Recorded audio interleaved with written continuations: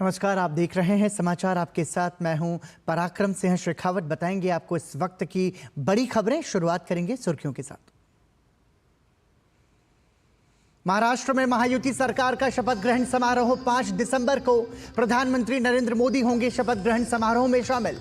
मुंबई के आजाद मैदान में होगा समारोह।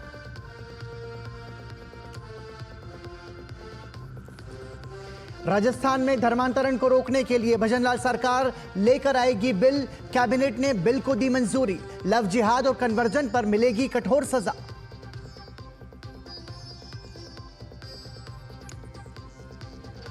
भ्रष्टाचार और कुप्रशासन को लेकर फिर गिरी दिल्ली सरकार। आप विधायक नरेश बालियान दिल्ली पुलिस की हिरासत में।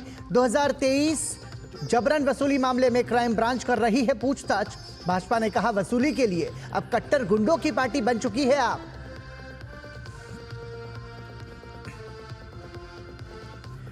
संभल हिंसा को लेकर गरमाई उत्तर प्रदेश की सियासत। भाजपा ने सपा पर लगाया माहौल बिगाड़ने का आरोप। मुआवजे की घोषणा पर बिफरी भाजपा। कहा दंगाइयों के समर्थन में क्यों है समाजवादी।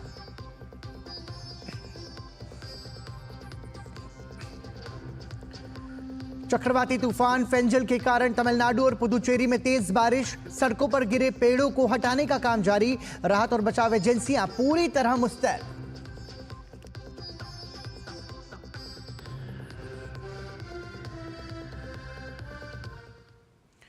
और सुर्खियों के बाद अब खबरों पर नजर डालते हैं विस्तार से। महाराष्ट्र में महायुति की सरकार के शपथ ग्रहण समारोह को लेकर लगाई जा रही अटकलों पर विराम लग गया है।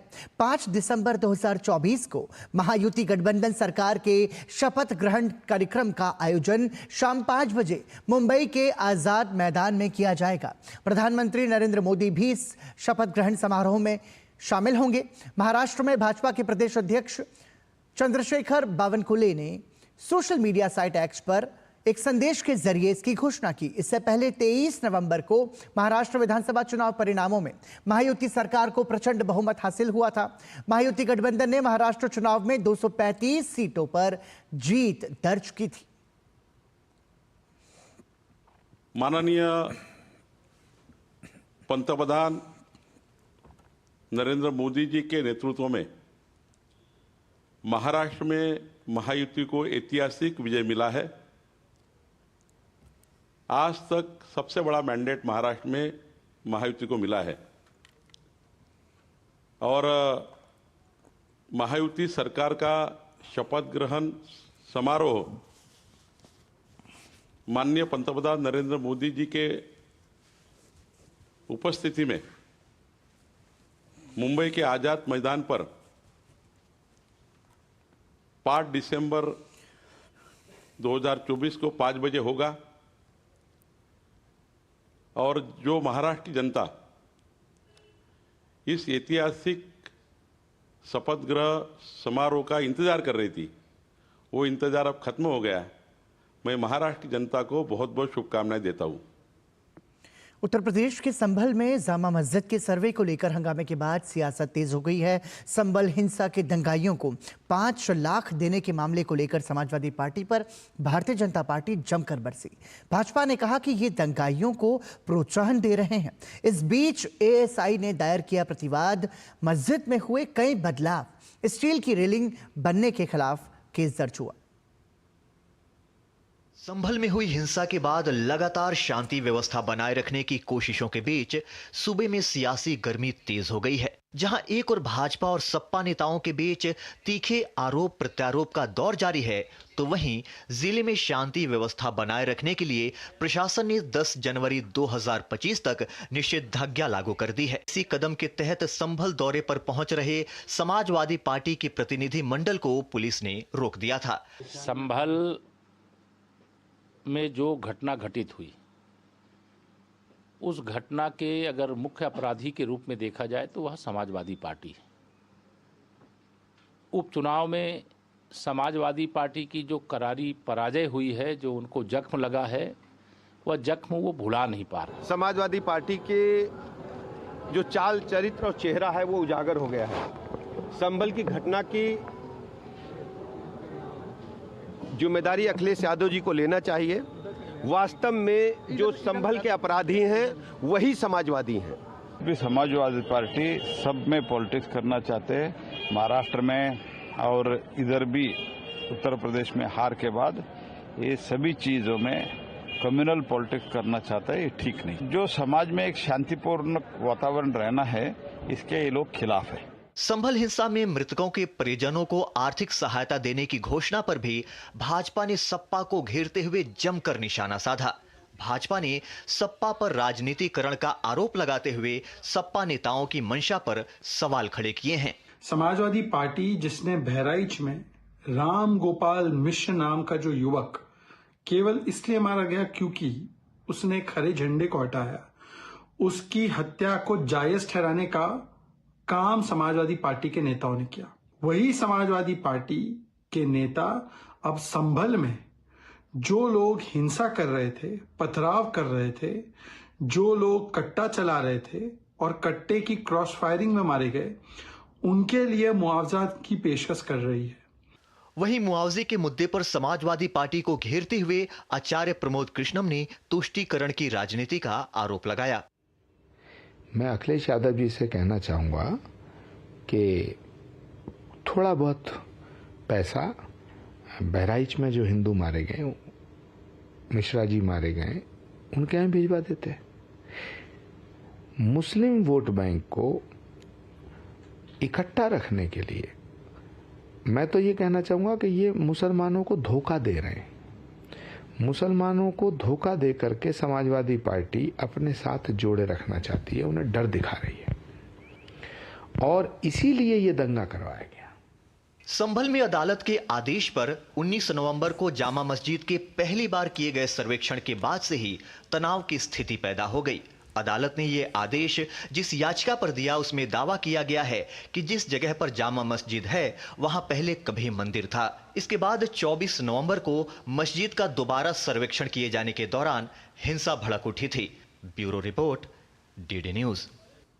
महाराष्ट्र विधानसभा चुनावों में कांग्रेस और उसके सहयोगी दलों की करारी हार के बाद से विपक्षी दल हार को पचा नहीं पा रहे हैं और चुनाव आयोग समेत ईवीएम पर लगातार सवाल खड़े कर रहे हैं। महाराष्ट्र के साथ झारखंड विधानसभा चुनाव भी हुए थे जहां इंडी गठबंधन को जीत मिली, लेकिन कांग्रेस और उसके सहयोगी दल झारखंड में ईवीएम को सही मान रहे हैं। ईवीएम के मुद्दे कैसे कांग्रेस के अंदर ही दो राय सामने बार आने लगी हैं, कैसे इस मुद्दे पर आज भी सियासत जारी है, देखिए ये रिपोर्ट।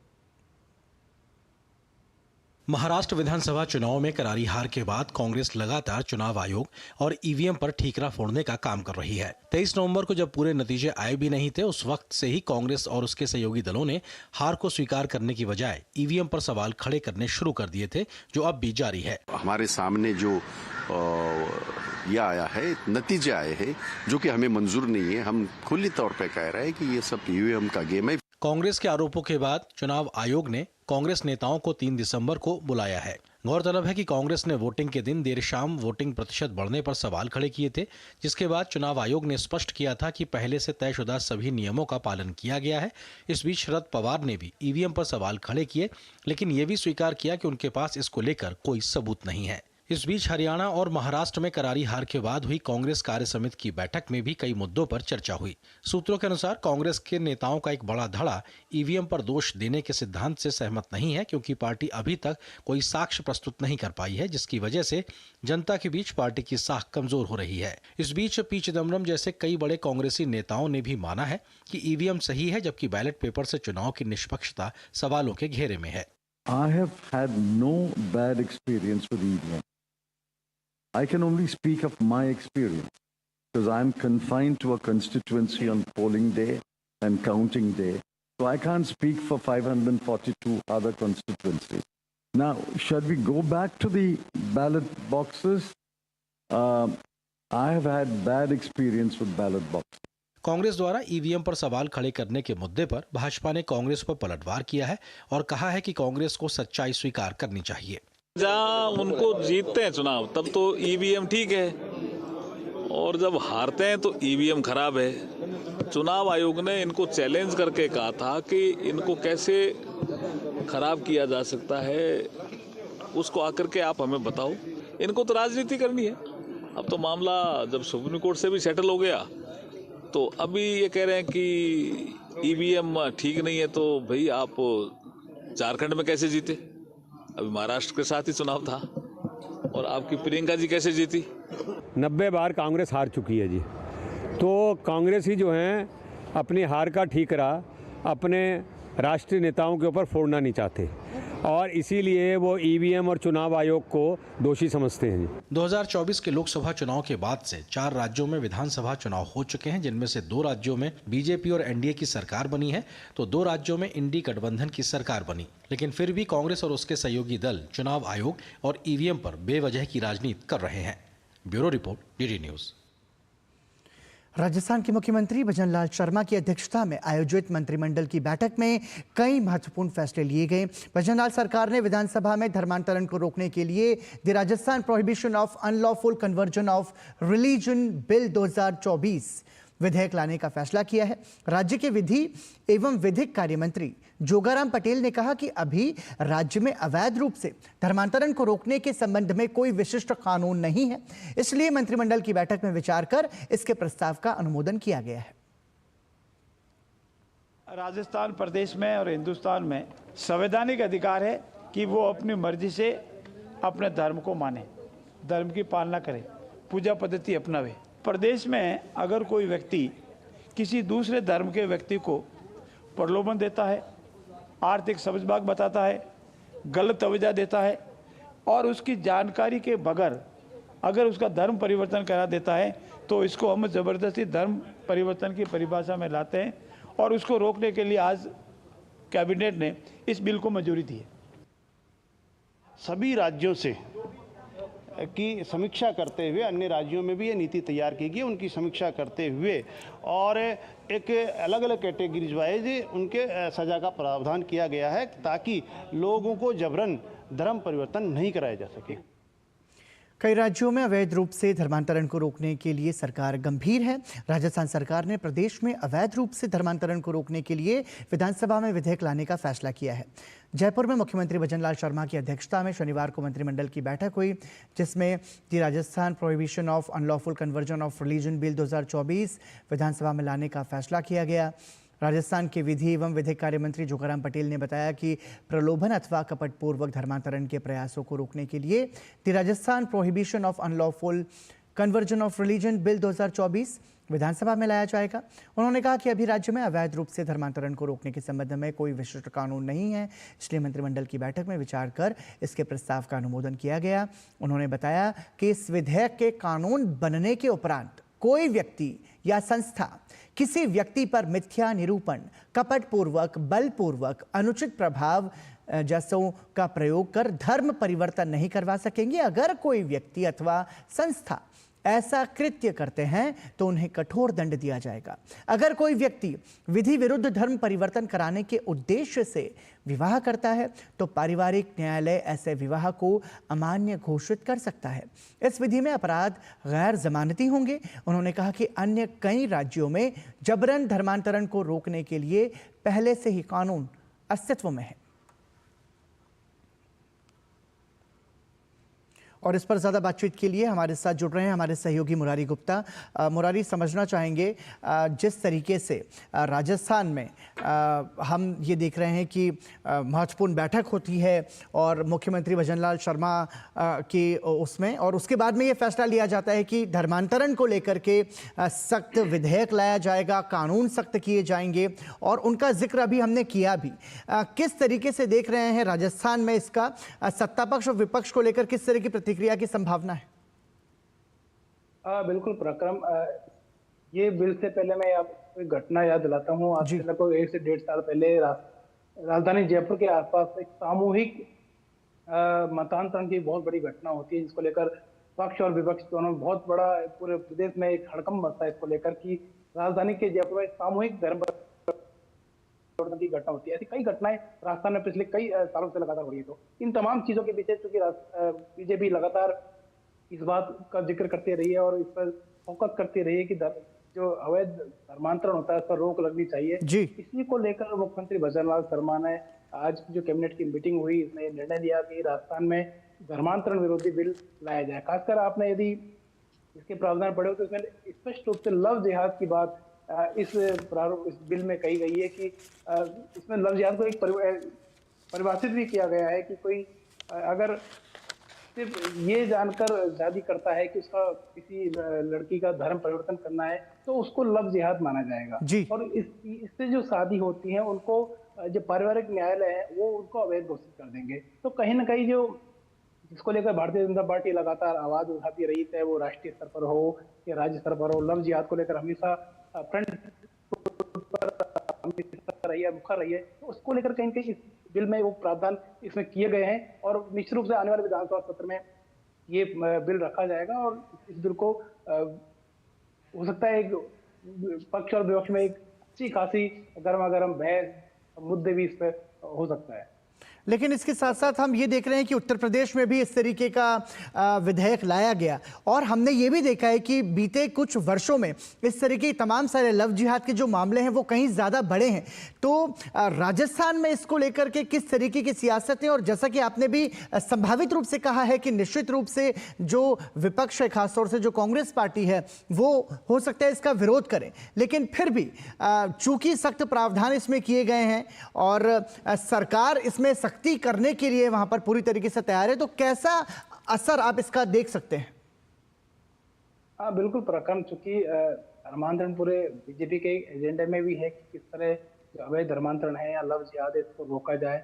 और यदि हम इसकी बात करें तो इसमें 10 साल की सजा तक के प्रावधान किए गए और एक लाइन और इसमें डिटेल में जाए तो जो नाबालिग है या ST SC के व्यक्ति को यदि कोई जबरन धर्म परिवर्तन करता है तो उसको 3 से 10 साल तक की सजा का प्रावधान इस बिल में किया गया है। तो कहीं ना कहीं भारतीय जनता पार्टी इस धर्मांतरण वाले बिल को लेकर मुखर है और हम ये जो पार्टी के पदाधिकारी से बातचीत होती है तो उनका भी कहना है कि पार्टी का चूंकि एक एजेंडा है कि अवैध रूप से धर्मांतरण पूरे देश में और राज्य में रोकने चाहिए, तो इसको लेकर कहीं ना कहीं शुरू से ही जो भजनलाल सरकार है इसको लेकर स्पष्ट थी कि ये बिल आएगा। इंतजार इस बात का था कि कब इस बिल को वो लेकर आए। जी बहुत बहुत धन्यवाद मुरारी गुप्ता इस तमाम जानकारी के लिए। जयपुर से हमारे सहयोगी मुरारी गुप्ता जानकारी दे रहे थे। राजस्थान में अब राजस्थान की जो सरकार है वो धर्मांतरण को लेकर के सख्त कानून लेकर के आएगी। और आइए आपको बताते हैं इस वक्त एक बड़ी खबर आ रही है दिल्ली से। आम आदमी पार्टी के विधायक नरेश बालियान को क्राइम ब्रांच ने गिरफ्तार किया है। 2023 जबरन वसूली मामले में ये गिरफ्तारी हुई है। बड़ी खबर दिल्ली से, आम आदमी पार्टी के विधायक की गिरफ्तारी हुई है। 2023 में जबरन वसूली के मामले में यह गिरफ्तारी हुई है। और ज्यादा जानकारी के लिए सीधा रुख करेंगे हमारे सहयोगी मुकेश शुक्ला का। मुकेश, आम आदमी पार्टी के विधायक नरेश बालियान गिरफ्तार हुए हैं और जबरन वसूली का मामला हुआ है। मतलब आम आदमी पार्टी जिस पर भ्रष्टाचार के इतने सारे आरोप अब तक लगे और हमने देखा कि अरविंद केजरीवाल भी मुख्यमंत्री की कुर्सी उनको छोड़नी पड़ी और अब फहरिस्त लंबी होती जा रही है, विधायक की गिरफ्तारी हुई है।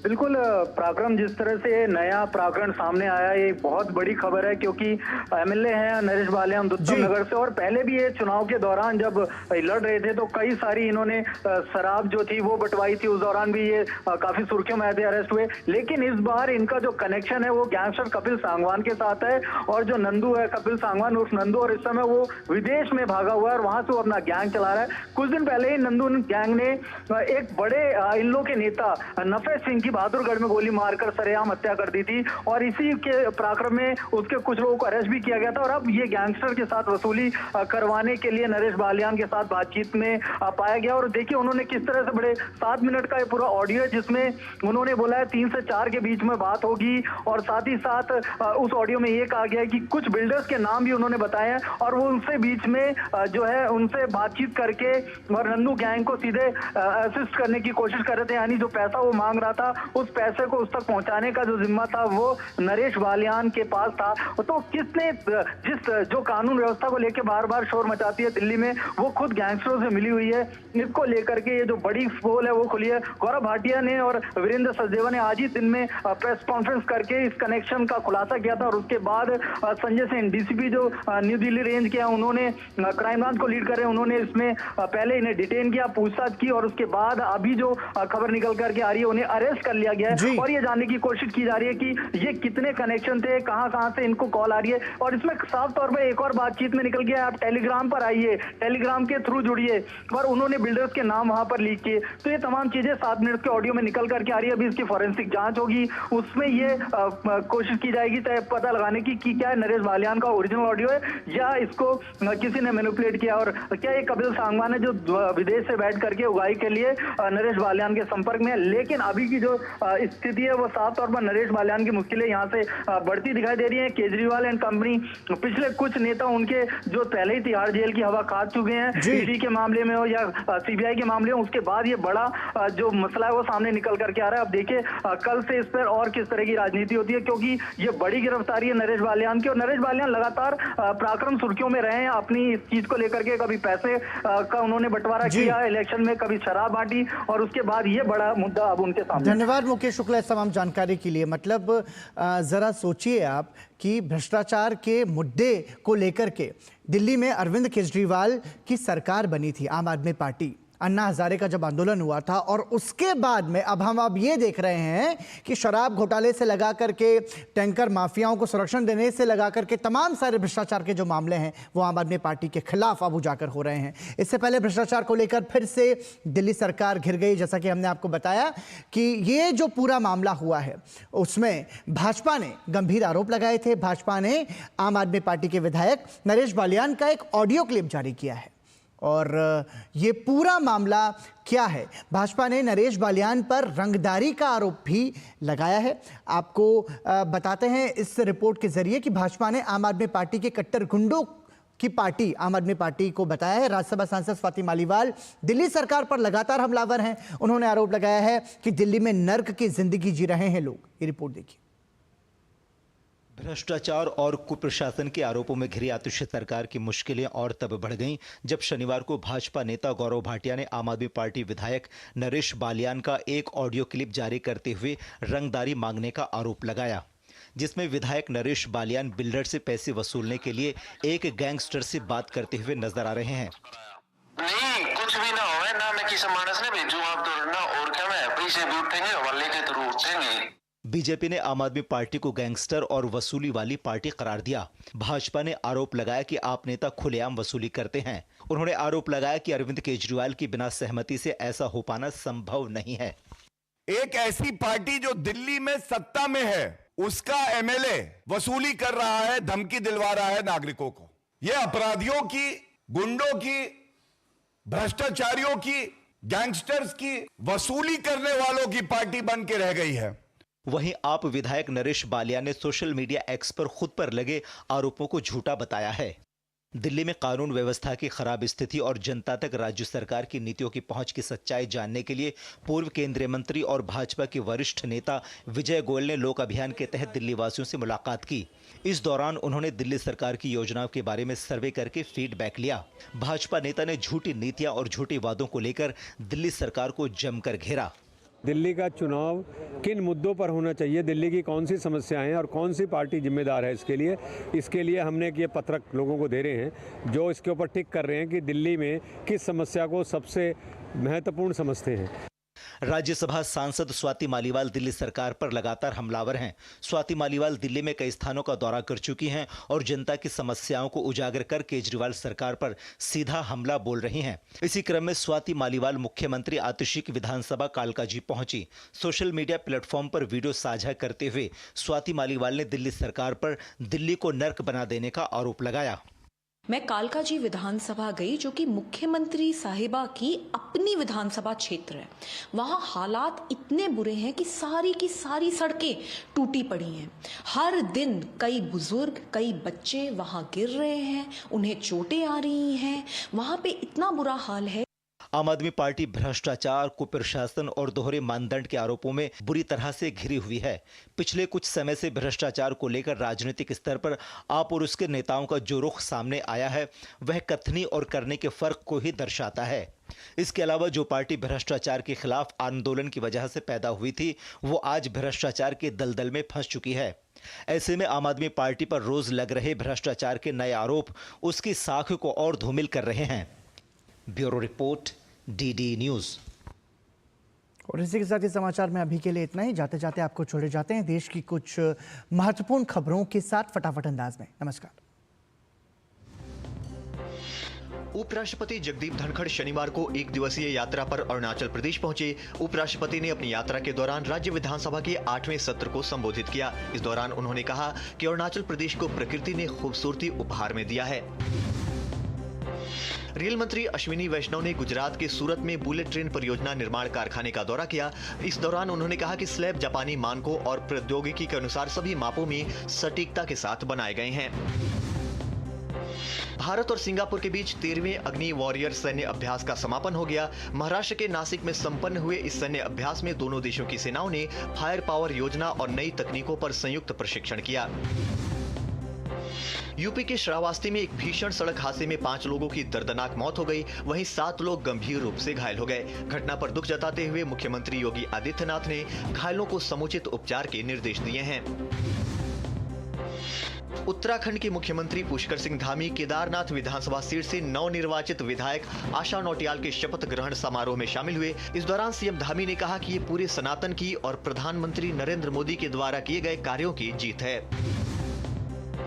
मध्य प्रदेश के विश्व प्रसिद्ध सांची में 2 दिवसीय महाबोधि महोत्सव की शुरुआत हो गई है। महोत्सव के दौरान संगीत और नृत्य के माध्यम से बौद्ध संस्कृति की सार्थक समझ प्रस्तुत की जाएगी।